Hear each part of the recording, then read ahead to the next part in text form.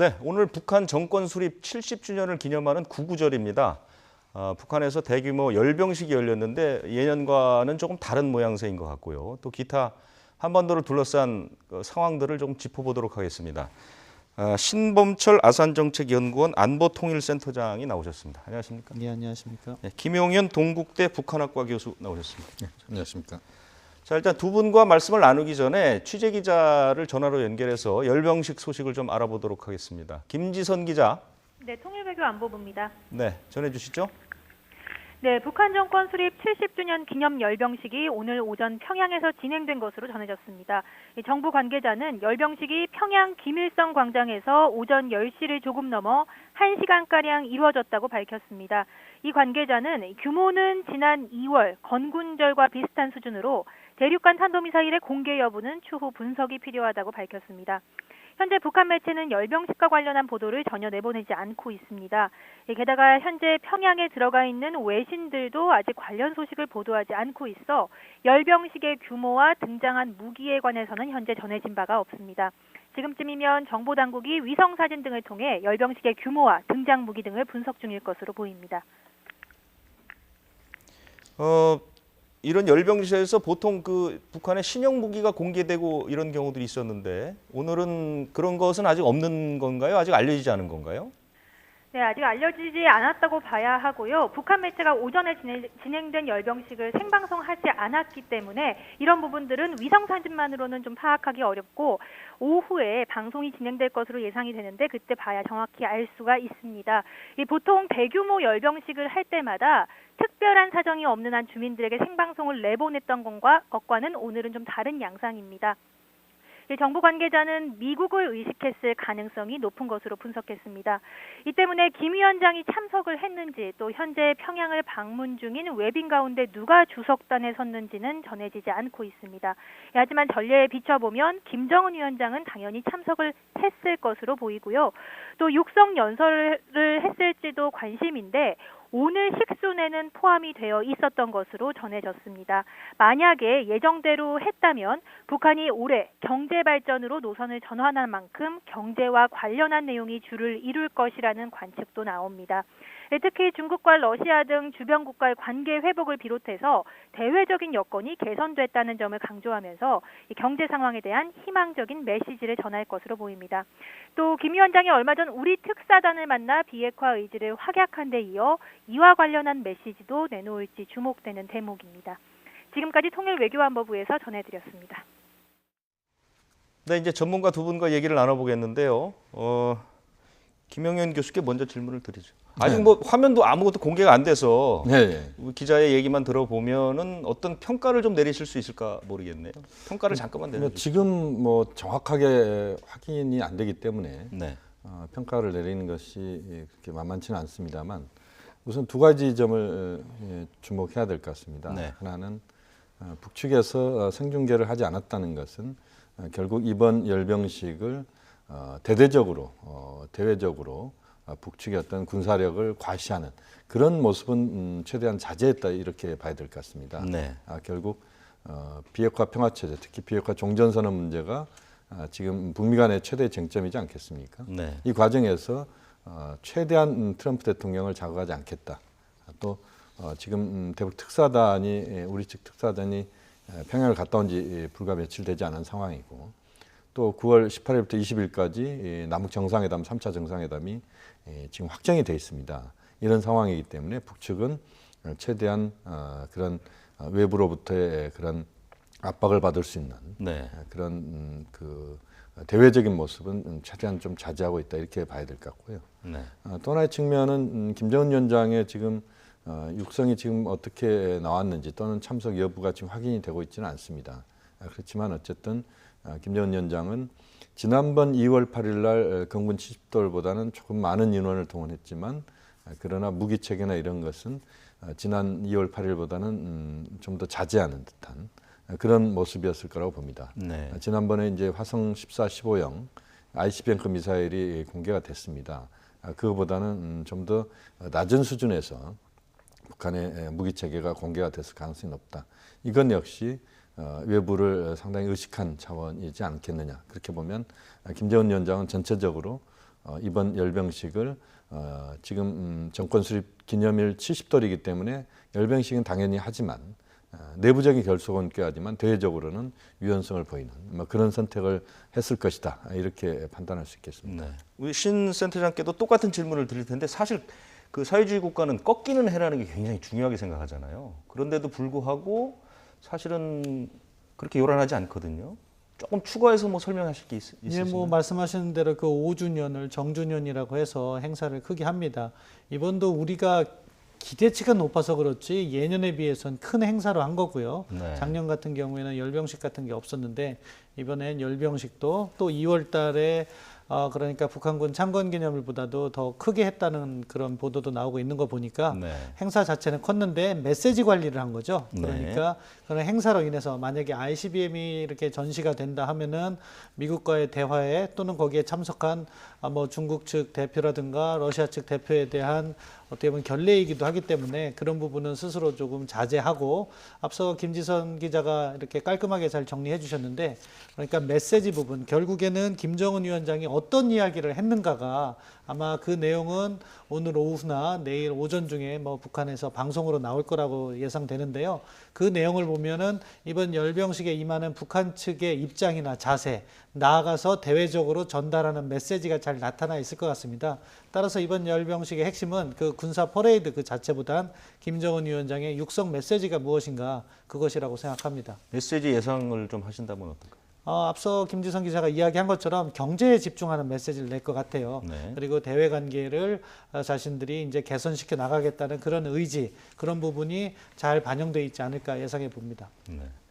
올해는 사실은 북한을 우리가 예측하기 힘든 나라라고 이렇게 얘기를 했었는데 사실은 북한은 조금 예측이 가능한 것 같아요. 지금까지 보였던 몇 가지 신호로 봤을 때 구구절 행사가 이 정도 수준일 거라는 예상은 대부분 하지 않았습니까? 그렇습니다. 그건 김정은 위원장이 뭐 남북 관계에선 북미 관계 개선 때문이라고 이렇게 꼭 집어 얘기할 수 있을 정도가 되나요? 어떤가요?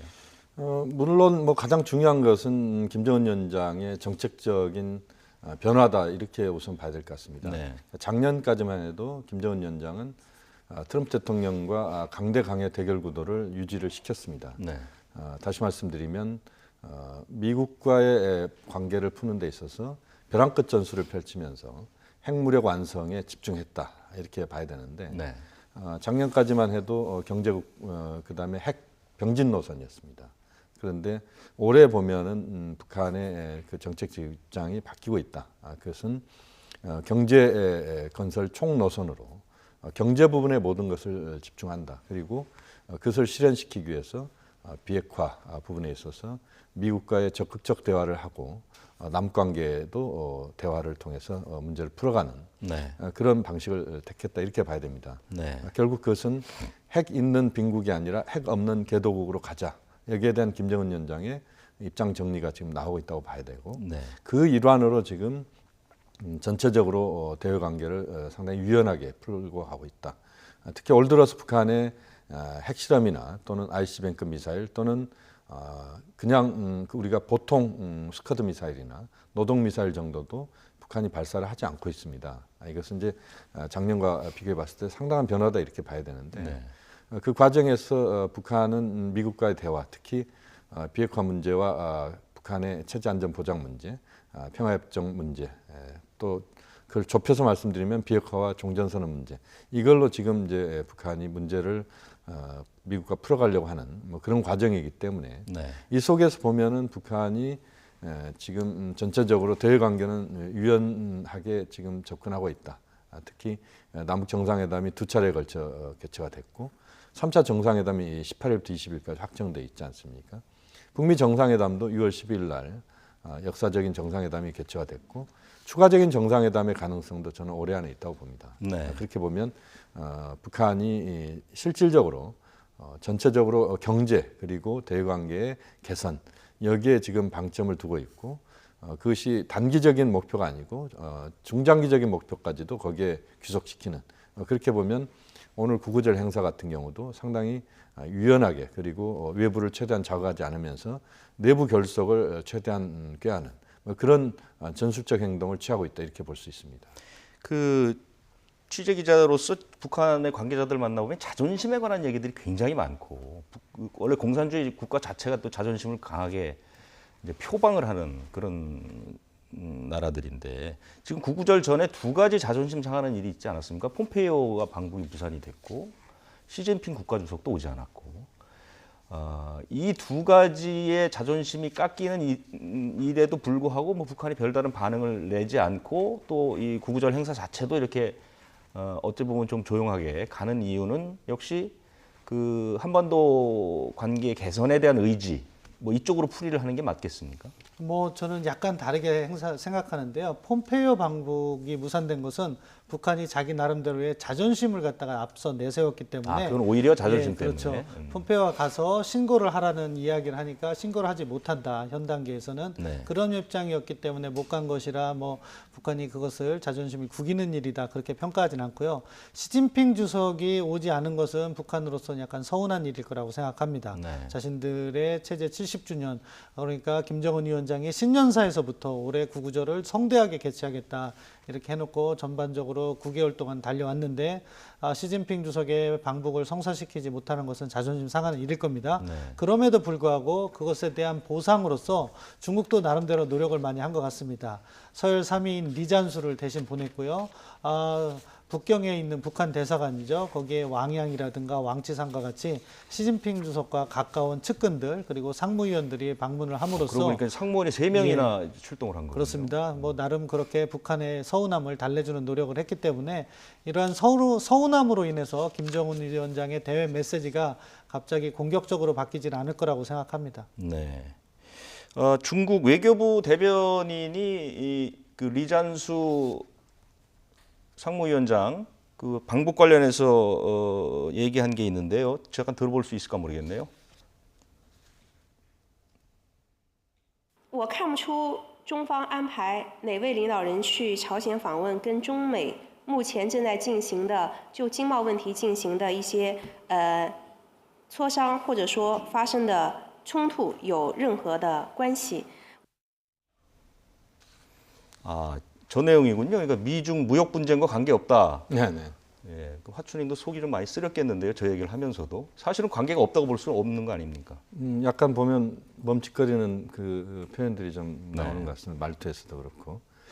어쨌든 북한과 중국 간의 관계는 과거의 전통적인 관계는 계속 유지되면서 네. 또 전략적으로 상호 상당히 중요한 관계를 유지하고 앞으로도 유지한다. 이 부분에 대해서는 북중 간에 거기에 대해서는 전혀 어떤 서로 간에 불신이나 이런 건 없다. 그렇게 우선 봐야 될 것 같습니다. 네. 그러면서도 이번에 보면 시진핑 주석의 방북이 무산됐다 이렇게 볼 수도 있을 것 같은데요. 그것은 트럼프 대통령이 강하게 시진핑 주석의 방북을 좀 막았다 이런 부분이 있는 것 같습니다. 네. 그러니까 폼페이오 장관의 방북을 중단시키는 갑자기 중단시킨 그 조치가 나온 것 중에 하나는 시진핑 주석의 방북에 발목을 잡겠다 이런 의미도 있었던 것 같습니다. 네. 결국 중국에 대한 미국의 불신이 특히 북한에 대한 제재와 관련된 부분에서 있다. 이게 이제 중국에 대한 미국의 입장이다 이렇게 봐야 되는데 그 과정에서 시진핑 주석의 방북마저 이루어진다면 북중 관계가 미국이 의도하고 있는 북한에 대한 중국의 제재 동참 여기에서 상당히 비껴갈 수도 있다. 여기에 대한 부담으로 시진핑 주석의 방북을 막았다 이렇게 봐야 될 것 같고요. 네. 또 하나 이제 그 미중 간의 무역 갈등이 굉장히 지금 첨예화되고 있고 또 트럼프 대통령은 미중 간의 무역 갈등을 또 북한 문제와 또 연관시키고 있습니다. 네. 그 부분에 있어서 중국은 이제 거기에 대한 연관이 없다고 이야기하는 게 당연히 맞겠죠. 그렇지만 이제 미국은 그렇게 보고 있는 상황에서 북미 간에 또는 북중 간에 이 과정에서 좀 껄끄러움들이 있을 수 있다. 그런 차원에서 시진핑 주석의 방북이 이번에 이루어지지 않았다 이렇게 봐야 될 것 같고요. 네. 다만 이제 리잔수 상무위원장, 전국인민대표대 상무위원장, 우리로 치면 국회의장입니다. 중국에서 국가 권력 서열 3위인데 원래 상무위원장이 그렇게 3위이지만 중국에서 전통적으로 보면 그렇게 세지 않습니다. 그런 권력의 3위이지만 전인대 상무위원장이 아주 중요한 인물이다 이렇게 보기는 어려운데 매년 3, 4월에만 좀 바쁘죠. 그 그렇습니다. 전인대 있을 때만 그렇습니다. 좀 바쁘고. 예. 근데 리잔수 상무위원장은 좀 다릅니다. 이 리잔 상무위원장은 지금 시진핑 주석과 한 30년 지기다 이렇게 우리가 알고 있는데 네. 아주 가까운 사이이고 또 비서실장격 역할을 또 오랫동안 했던 사람입니다. 그러니까 중국에서 북한에 보낼 때 그 리커창 총리를 보낸다는 것은 국가 수반이 가는 것이기 때문에 미국에 대해서 부담이 될 수도 있다. 그렇죠. 그렇게 보면 그 다음에 누굴 보낼 것이냐라고 했을 때 시진핑 주석의 가장 중요한 버시자 중요한 인물을 그 특사 자격으로 이번에 보냈습니다. 네. 그냥 보낸 게 아니고 특사로 보냈고 북한 쪽에서도 지금 최룡해 또 그다음에 김여정 주요한 인물들이 다 영접을 나올 정도였습니다. 네. 그것은 어쨌든 북중 간에 그 시 주석의 방북이 이루어지지 않은 아쉬움은 있지만 그러나 북중 간의 관계는 돈독하다. 이것을 좀 과시하는 그런 리잔수의 방북이다 이렇게 봐야 될 것 같습니다. 자, 구구절 행사라는 게 과거에 같으면 우리가 이제 남북이 좀 대치 상황에 있을 때는 이런 큰 행사로 인해서 갈등이 막 고조되는 그런 분위기가 있었는데 어쨌든 행사가 마무리되면 내일부터는 국면이 좀 바뀔 것 같다는 예상이 들거든요. 이게 앞으로의 국면이 어떻게 예상됩니까?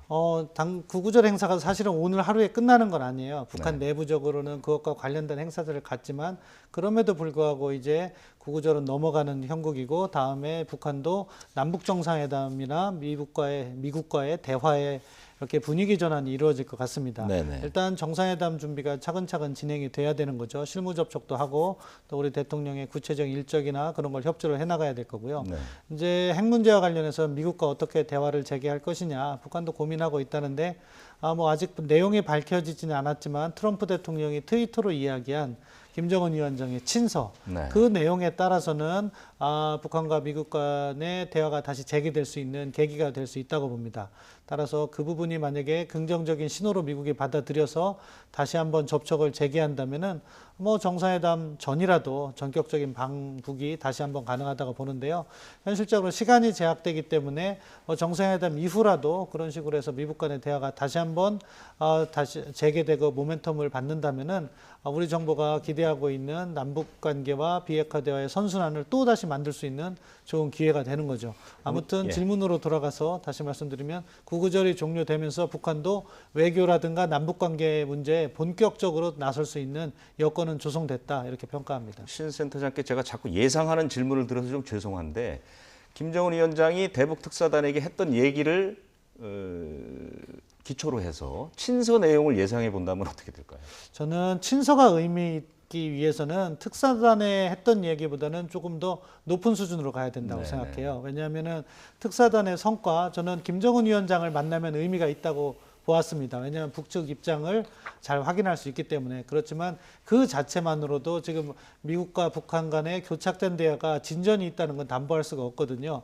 근데 특사께서 돌아오셔서 뭐 일본 가고 중국 가는 거 의미가 있다고 보는데 사실은 그 실질적인 알맹이가 있는 메시지를 북측에서 전달했으면 미국을 갔었어야 되거든요. 네네. 그런 거 보면 아직 원론적인 입장을 전달한 것 같아요. 그런데 만약에 그 친서의 내용에 미국은 지금 북한의 행동 조치로서 뭐 신고라든가 아니면 신고의 가능성 그런 이야기를 하는 걸 바라는데 그런 메시지가 들어 있다면은 네. 그러면 미국을 움직일 수 있는 아주 핵심적인 메시지가 담겨 있는 거죠. 똑같은 질문을 김영현 교수께 드리겠습니다. 친서의 내용을 예측을 해본다면 어떤 게 담겨 있을 수 있을까요? 우선 뭐 친서라고 하는 것 자체가 아주 구체적인 내용을 그렇게 담지는 않습니다. 네.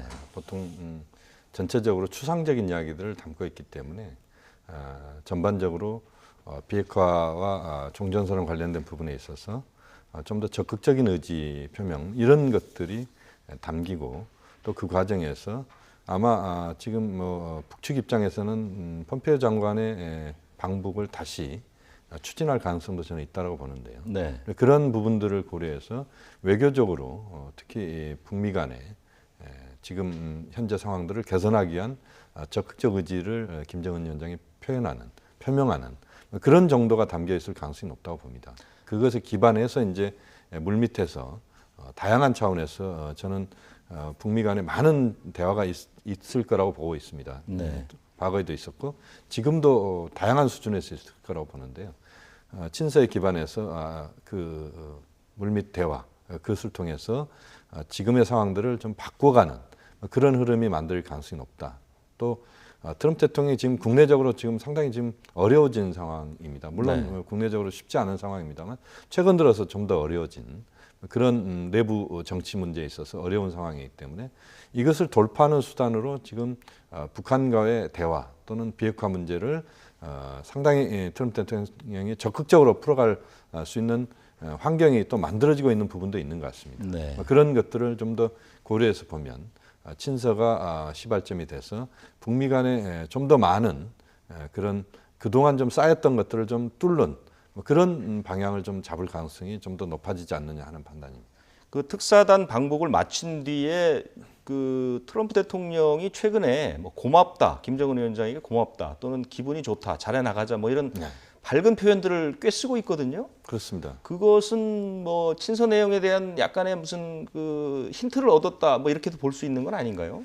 뭐 김정은 위원장이 우리 대표단에게 했던 말 중에 미국과 협력하겠다 이런 이야기를 했지 않습니까? 네네. 그것에 저는 많은 부분이 담겨 있다고 봅니다. 그러니까 김정은 위원장 입장에서도 현재 북미 간의 삿바 싸움, 이 난기류를 뚫고 가야 되는 그런 시점에 왔다라고 판단할 것 같습니다. 그동안은 이제 계속 삿바 싸움을 벌였는데 이것을 너무 과도하게 할 경우에 판 자체가 바뀌어버리거나 또는 트럼프 대통령이 미국 내에서 상당히 어려워지는 뭐 그런 상황에 대한 부담도 있을 수 있을 것 같고요. 또 트럼프 대통령이 정반대의 선택을 하면서 미국 내에서의 어떤 그 궁지에서 빠져나오려고 하는 그런 판단을 할 수도 있다. 뭐 그런 어떻게 보면 그 중요한 분수령에서 김정은 위원장이 선택을 함으로써 트럼프 대통령과의 관계 개선에 적극적으로 나서는 뭐 그런 흐름을 지금 만들고 있다고 봐야 될 것 같고 트럼프 대통령 역시 말씀드린 것처럼 미국 내에서의 상당한 어려움에 지금 처해지고 있는 지금 탄핵 이야기까지도 나오고 있는 상황이기 때문에 이런 상황들을 돌파하는 카드로서의 북한과의 지금의 상황들을 완전히 바꿔낼 수 있는 그러니까 막힌 것을 완전히 뚫고 가면서 빠른 속도로 비핵화 그리고 종전선언 논의의 상황을 좀 만들어내면서 여론의 관심을 그쪽으로 완전히 돌리게 만드는 뭐 그런 노력을 할 수 있는 상황. 또 문재인 대통령 입장에서는 그 중간에서 중개 또는 촉진자 역할을 할 수 있는 또 여러 가지 노력을 하고 있기 때문에 그 3자가 맞아떨어진다면 빠른 속도로 그 지난 6.12 북미 정상회담 직후에 만들어졌던 남북미 간에 아주 훈풍이 부는 그 흐름이 다시 만들어지면서 판 자체가 빠른 속도로 비핵화 종전선언 논의로 갈 수 있다. 그 과정에서 저는 남북 미중 간의 종전선언 또는 남북미 종전선언의 가능성들도 저는 여전히 조만간 9월달 또는 10월달 안에 열릴 수도 있다. 이 부분도 좀 더 가능성이 커지고 있다고 봅니다. 이런 측면에서 사실 지금 문재인 대통령의 뭐라 그럴까 역할 위상이 이제 점점 강화되는 그렇죠? 양쪽에서 문재인 대통령에게 더 의존하는 듯한 그런 모습들이 보이거든요. 남북 정상회담이 아마 이제 그것을 어느 정도 한 부분 갈무리하는 그런 장이 될 것 같은데 문재인 대통령의 역할 부분에 대해서 어떻게 생각하십니까? 결국 미국이 풀지 못하는 문제를 우리가 주도해서 풀 수 있다면 엄청난 역할이 인정받게 되는 거죠. 그 부분이 현재 교착되어 있는 비핵화 협상인 거죠. 그 부분에 있어서 지금 북한의 문제점을 지적한다면은 뭐 자기들이 비핵화 선행 조치를 했다 하면서 답답함은 토로하고 있지만 사실 국제사회가 북한한테 요구하고 있는 행동은 하지 않고 있는 거예요. 그러니까 뭐 핵 실험장 폐기나 미사일 실험장 폐기는 합의 없이 일방적으로 조치했던 거고. 근데 그거 자체는 의미는 있지만, 근데 국제사회가 북한한테 요구하는 것은 이제 핵 능력을 신고하고 검증하자. 근데 이 부분은 아직 보여주지 않고 있는 거죠. 그렇기 때문에 이 핵 능력 신고가 중요한데. 아직 신뢰 구축이 안 돼서 신고를 하기 어렵다면은 그래서 문정인 특보가 이야기한 것처럼 그러면은 신고를 하겠다는 말이라도 해라. 김정은 위원장께서 직접. 그 정도만 해주면 그럼 그 다음에 종전선언 가고 실제 신고를 하고 북한이 원하는 종전선언을 그냥 구두 표현만으로도 받아들일 수 있는 거죠. 네. 저는 그거 상당히 합리적인 안이라고 생각합니다. 그럼 그런 안이라도 해서 북한이 받아들이도록 잘 설득을 한다면은 이번 정상회담에서는 상당히 큰 성과로 받아들일 거예요. 미국도 북한과의 협상을 진척시키기 위해서 자기들의 안을 약간 조정하는 모습이 보이거든요. 그렇다면은 우리가 만든 그 안을 김정은 위원장에게 잘 설득해서 이런 과정으로 나가면은 북측에게도 이득이 된다. 그 점을 설득해서 신고 의사를 받아낸다면 저는 이번 3차 정상회담 다른 거 아무것도 없다고 해도 큰 성과라고 평가하고 싶습니다. 네.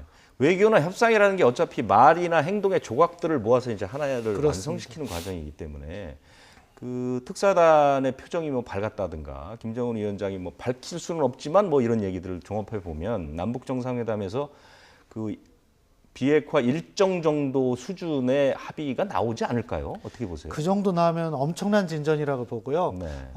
저는 약간 지금 북한이 그 신고와 검증을 지연시키는 그런 부분에 있어서는 자기 나름대로의 협상 원칙, 그러니까 단계적이고 동시적인 비핵화 조치를 추진하기 위함이라고 보는데 네. 그 내용에는 신고 검증이 먼 후순이라거나 이렇게 좀 없는 거죠. 그렇기 네. 때문에 이 로드맵을 만든다는 것은요, 현재 교착되어 있는 미북 대화를 진전시키는 데 있어서 아마 역사적인 기여를 하는 거라고 저는 생각합니다. 그 지금 정도- 오전에 있었던 아마 열병식 화면이 지금 아마 네, 들어오는 들어오네요. 모양인데요. 아직 뭐 이렇게 큰 화면이 들어온 건 아니고 좀 그 작은 화면이 들어와서 이건 이제 70.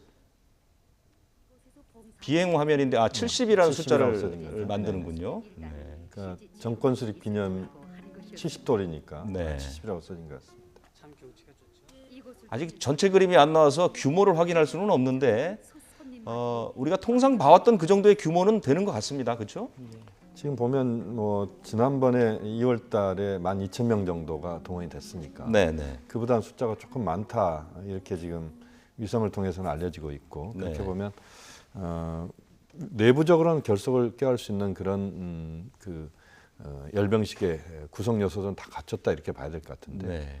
특별한 이제 무기 체계에 대한 부분은 뭐 좀 더 봐야 될 것 같습니다. 지금 이제 두 가지가 관심을 끄는 것이 하나가 이제 저 열병식에서 새로운 무기 체계가 등장할 것이냐 하는 문제하고 김정은 위원장이 어떤 메시지를 그렇죠. 밝힐 것이냐 하는데 이제 두 가지는 아직까지 화면으로는 확인이 좀 안 되는 것 같고요. 지금 저 무기 같은 경우는 우리가 다련장 로켓포 네. MLRS라고 그러는데요. 북한에서는 이제 방사포라고 이야기를 하는 겁니다. 그러니까 축구장 몇 개를 한꺼번에 날릴 수 있는 네. 그런